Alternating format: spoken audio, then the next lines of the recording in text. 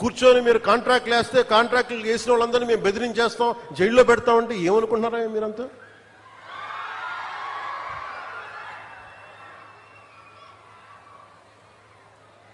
మేమేం మాటలా గుర్తుపెట్టుకోండి.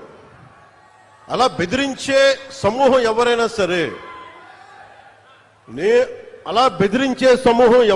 సరే, మిగతా వారి గురించి నాకు తెలియదు. పవన్ కళ్యాణ్కి అధికారం ఉన్నా అధికారం లేకపోయినా పవన్ కళ్యాణ్ ఎప్పుడు పవన్ కళ్యాణ్ లాగే ఉంటాడు. భయపడ్డం చాలా, ఇంట్లోంచి బయటకు వచ్చేటప్పుడు తిరిగి వెళ్తాం లేదు అని డిసైడ్ అయ్యే వస్తాం. అందువల్ల మీ ఆకు రౌడీలు కానీ అలాగే చెప్తున్నారు. ఏదైనా మాట్లాడితే అధికారులు కూడా భయపడుతున్నారు. ఎందుకు భయపడుతున్నారంటే చెవుల్లో చెప్తారు, అదే సార్ వాళ్ళ వెనక చాలా మంది రౌడీలు ఉంటారండి, కిరాయి హంతకులు ఉంటారంటే, మీకు కరెక్ట్గా యోగి ఆదిత్యనాథ్ లాంటి ట్రీట్మెంట్ కనుక ఒక్కొక్కడికి ఇస్తే, ఒక్కొక్కడికి రౌడీజం అంటే కాలు కాలు కీలు కీలు తీసి మడత పెట్టి కింద కూర్చోపెడితే, అప్పుడు కరెక్ట్గా చెప్తా, కరుడు గట్టిపోయిన జీవితకాలం ఒకే మనం వాళ్ళతో ఏకీభవించవచ్చు, ఏకీభవించకపోవచ్చు.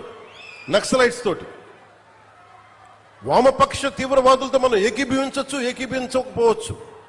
అలాంటి బలమైన ఆర్గనైజేషన్నే కకావికలమైపోయిన పరిస్థితుల్లో ఉంటే ప్రభుత్వం తలుచుకుంటే, అలాంటిది ఇన్ని లక్షల మంది పోలీసు ఉండి, ఇన్ని వందల మంది ఐపీఎస్లుండి, 1000-2000 ఉన్న డిఎస్పీలు ఉండి, అలాంటి కిరాయి గ్యాంగుల్ని మెయింటైన్ చేసే వ్యక్తుల మీద 2 రోజులు 48 గంటలు మీ చుట్టుపక్కల ఎవరున్నారు, వాడి పేరేంటి అన్ని కనుక్కొని ఒక పొలిటికల్ నిర్ణయం తీసుకుంటే మళ్ళీ ఎప్పుడు ఇలాంటి మాటలు రారు. మీరు అక్కడ దాకా తీసుకెళ్ళకండి.